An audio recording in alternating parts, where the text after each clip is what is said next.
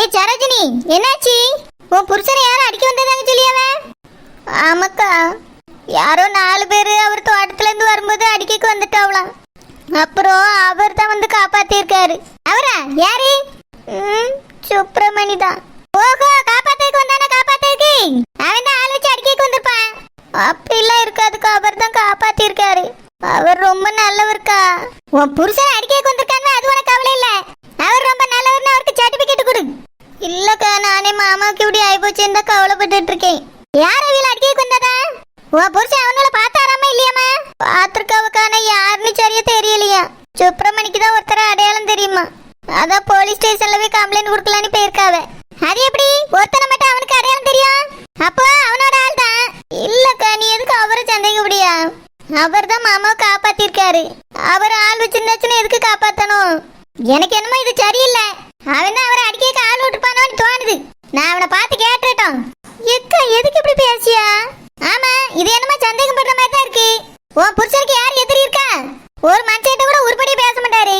அவர் யார்ட்டையா சண்டைக்கு போயிருக்காரா? யாராவது அவங்களுக்கு எதிரி இருக்காவளா? யார் வந்து அடிக்க வந்திருப்பா? அவன் தான் ஆள் வச்சிருப்பான். அப்படிலாம் இருக்காக்கா, நீ அந்த மாதிரிலாம் பேசாத. உனக்கு எல்லாரும் நல்லவியதான். இப்படிதான் அந்த குசுப்பா நல்லவான்னு நம்பிக்கிட்டு இருந்தா.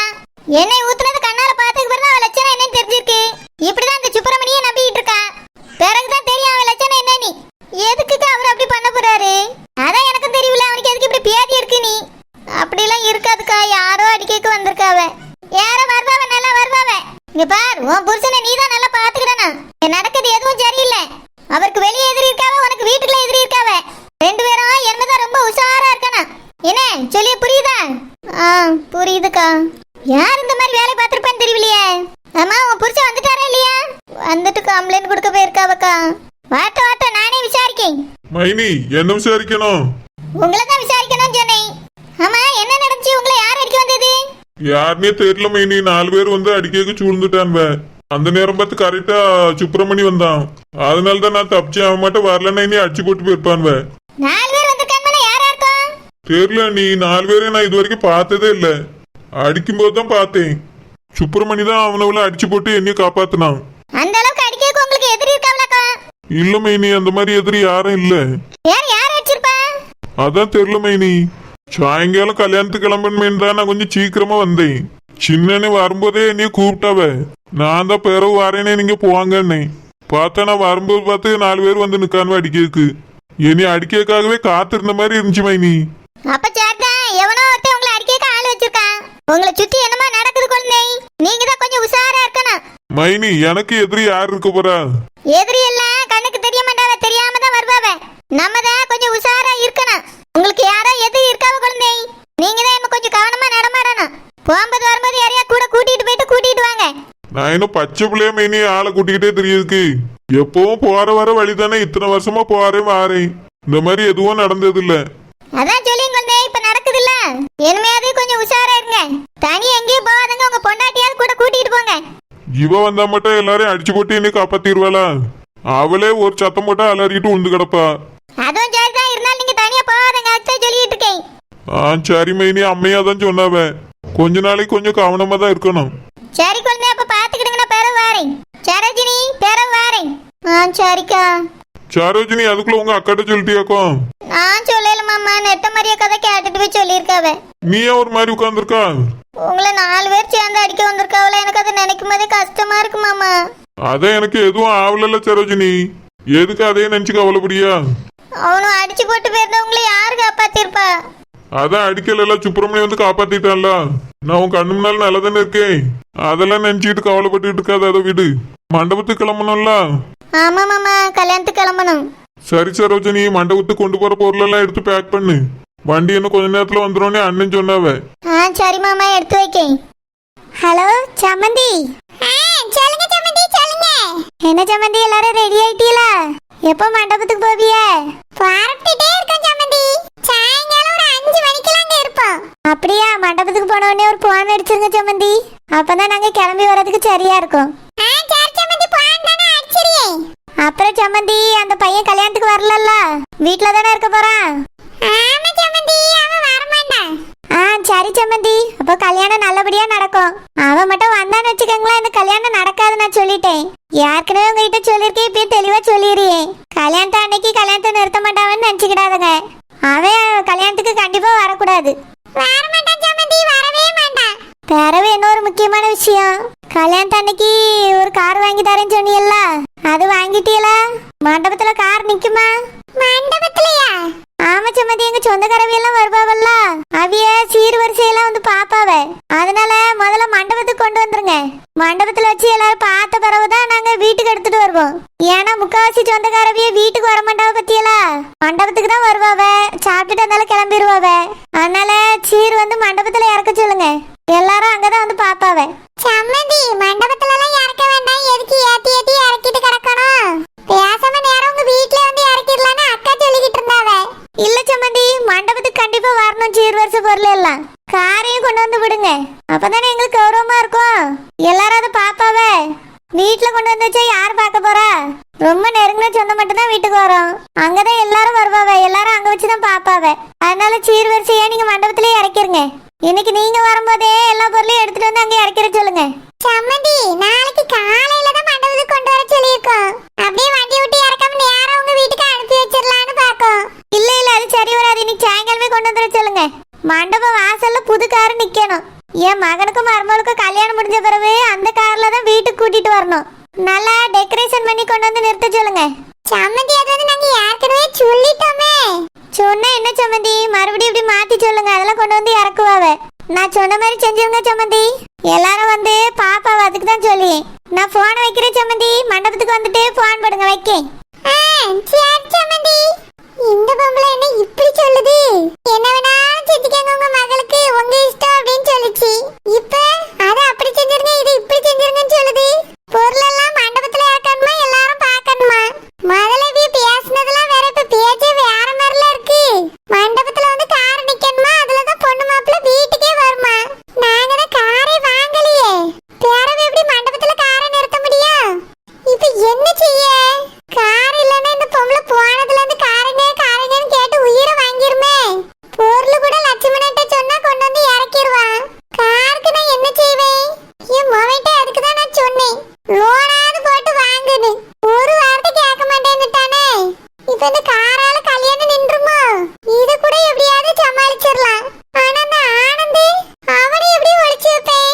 என் மொவ கல்யாணம் நடக்குமா நடக்காதானே தெரியலையே. என்னாச்சு செல்லம்மா? உன் புருஷன் என்ன சொன்னாரு? மைனி, என் புருஷன்ட்ட நான் கேட்டேன். அவரு நான் இது காரணம் இல்லைன்னு சொல்லிட்டாரு. தெளிவா கேட்டியா? அந்த சரோஜினி ஏதாவது சொன்னாலா? நீங்க அவ பேச்சு கேட்டுட்டு எதுவும் பண்ணியலான்னு கேட்டியா? கேட்ட மைனி, அவ பேர சொல்லியே கேட்டேன். அவ எதுவும் செய்ய சொன்னாலோன்னு. அவர் இல்லன்னு தான் சொல்லியாரு. இது மட்டும் இல்ல, அந்த பணத்தை கொண்டு வந்து பையில வச்சது கூட நான் இல்லன்னு தான் சொல்லிட்டு இருக்காரு. இந்த விஷயத்தை கண்டிப்பா என் புருஷன் செஞ்சிருக்க மாட்டாரு மைனி. அவருக்கு இந்த அளவுக்கு தைரியம் எல்லாம் கிடையாது. ஆள் வச்சு யாராவது சொந்த குழந்தைனே அடிக்க பாப்பாவளா? என் புருஷன் செஞ்சிருக்க மாட்டாரு. எனக்கு ஒரு சந்தேகம், ஒருவேளை அவ சொல்லி கொடுத்து இந்த மாதிரி ஏதோ செஞ்சிட்டாரான்னு. அதனாலதான் நான் போய் கேட்கவே போனேன். நல்ல வேலை அப்படிலாம் எதுவுமே நடக்கல. என் புருஷனுக்கு இதுக்கு சம்மந்தம் இல்ல மைனி. செல்லம்மா, அப்ப இது காரணம் வந்து சரோஜினி தான். மைனி, என் தம்பி அவளோட சொந்த புருஷன். அவனை எதுக்கு அவ ஆள் வச்சு அடிக்க பார்க்கணும்?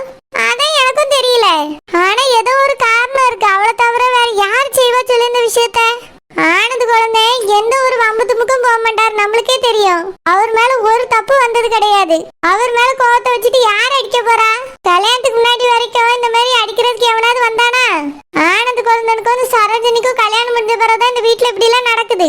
பூமாரி காணாம போனா, சூர்யா குழந்தைனுக்கு ஆக்சிடென்ட் ஆச்சு, பணம் திருட்டு போச்சு, இப்போ இதோ இந்த பிரச்சனை. மைனி, அவ புருஷனுக்கு அடிபட்டு அவளுக்கு தானே கஷ்டம். நம்மள புருஷனுக்கு ஒண்ணுன்னா நம்மளுக்கு தாங்க முடியாதுல்ல, அந்த மாதிரி தானே அவளுக்கும் இருக்கும். ஆமா செல்லம்மா, என் புருஷனுக்குலாம் ஏதாவது ஒண்ணுன்னா அவ்வளவுதான் நான் துடிச்சு போயிருவேன். இந்த சரோஜினி ஏன் இவ்வளவு மாசமா இருக்கான்னு தெரியலையே. அவரை கையை காலை உடைச்சி வீட்டுக்குள்ள போடணும்னு நினைச்சிருக்கா. அதே எதுக்கு மைனி? என் தம்பி என்ன சின்ன வீடா வச்சிருக்கான்? அவ வீட்டுக்கு போக விடாம இங்கேயே காலை உடைச்சு போடுறதுக்கு. தோட்டம் விட்டா வீடு, வீடு விட்டா தோட்டம்னு இருக்காவே. அவனை எதுக்கு இப்படி அடிச்சு போடணும்னு பாக்கா? அதான் எனக்கும் தெரியல செல்லம்மா, என்னமோ இருக்கு. அத நம்ம தான் கண்டுபிடிக்கணும். எப்படி மைனி? செல்லம்மா, அடிக்க ஆள் அனுப்புனவா சும்மா இருக்க மாட்டா. மறுபடியும் ஆனந்த் குழந்தை ஏதாவது செய்யலாமான்னு பாப்பா. அவளை நம்ம எப்பவுமே வாட்ச் பண்ணிட்டே இருப்போம். ஏதாவது செஞ்சான்னு வச்சுக்கியா, கையும் களவுமா பிடிச்சி அத்தட்ட மாட்டி விட்டுருவோம்.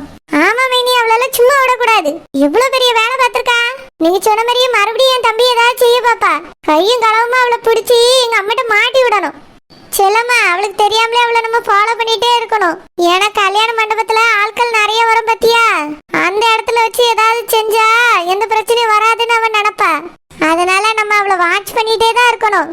குழந்தைக்கு எந்த ஆபத்தும் வராம நம்ம தான் காப்பாத்தணும். சரி மைனி, இந்த விஷயத்த அத்தை கிட்ட சொன்னா அவிய நம்பவே மாட்டாவ. அவியிட்ட சொல்ல போனா அந்த சரோஜினியும் உஷாராயிருவா.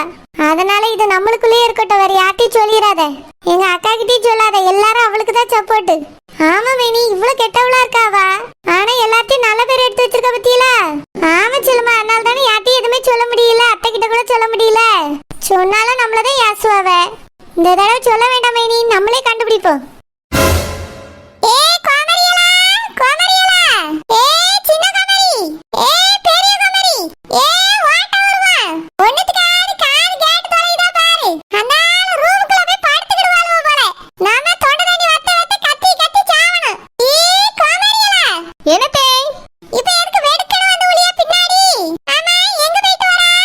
என் தங்கச்சியும் தங்கச்சி புருஷனை போய் பார்த்துட்டு வரேன். ஆமா, ரெண்டு பேரும் பெரிய அதிசயம். போய் பார்த்துட்டு வருவா. ஏன் நீ போய் பார்க்கலன்னா ரெண்டு பேரும் கொள்ள அடிச்சிட்டு போய்டுவாங்களோ? வீட்ல 1008 வேலை கிடக்கு, அதை எதையும் செஞ்சிராதீங்க. தங்கச்சியை பார்க்க போனே, தங்கச்சி புருஷனை பார்க்க போனேன்னு போங்க. ஏத்தே, என் தங்கச்சி புருஷனை யாரோ ஆள் வச்சு அடிக்க பார்த்திருக்காவதே, அதான் பதறி போய் என்ன ஏதுன்னு போய் விசாரிச்சுட்டு வரேன். ஆமா, விசாரிக்கிறதுக்கு இவ பெரிய போலீஸ். விசாரணை நடத்தி எல்லாத்தையும் கண்டுபிடிச்சிருவா. அவனை போய் அவன் அடிக்க போறான், இவன் போய் அவனையாவது வம்பிழுத்திருப்பான். என் மருமகனை அடிச்ச மாதிரி அவனையாவது பிடிச்சி அடிச்சிருப்பான். அதனால கோபத்துல எவனாவது பிடிச்சிட்டு அடிக்க வந்திருப்பான். உடனே காதை கட்டி விட்டுருங்க. என்னமோ இவனை ஆள் வச்சு யாரோ அடிச்ச மாதிரி. ஏத்தே, என் தங்கச்சி புருஷன் குணத்தை பத்தி உங்களுக்கு தெரியாதோ? அவர் யார்ட்டையும் வம்புக்கு போக மாட்டாரு, தும்புக்கும் போக மாட்டாரு. அமைதியா போவாரு, அவர் பாட்டுக்கு வருவாரு. அவர் உண்டு, அவர் வேலை உண்டுன்னு இருப்பாரு. தோட்டத்துல இருந்து வரும்போது 4 பேர் சூழ்ந்திருக்காங்க அடிக்கிறது. ஆமா, சூழ்ந்திருப்பாங்க. எல்லாம் கதைதான். அந்த சுப்பிரமணி தான் வந்து காப்பாத்திருக்காங்க, கேட்டு பாருங்க போய். வந்துட்டான அந்த பேதி இருப்பான், அவனுக்கு வேற வேலை இல்ல.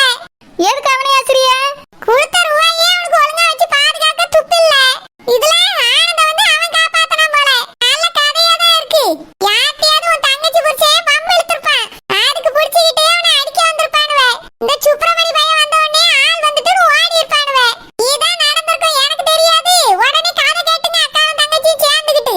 ஆமா, உங்களுக்கு நல்லா தெரியும். போலீஸ்ல கம்ப்ளைண்ட் கொடுத்திருக்கு, கண்டுபிடிப்பாவ. அதுக்கு பிறகு தெரியும் யாரு என்ன ஏதுன்னு. போலீஸ்ல கம்ப்ளைண்ட் கொடுத்திருக்கா? இதுக்கெல்லாமா கொடுப்பாவ? இவ்வளவு பெரிய விஷயம் நடந்திருக்கு, இதுக்கு கம்ப்ளைண்ட் கொடுக்க மாட்டாங்களோ? என்ன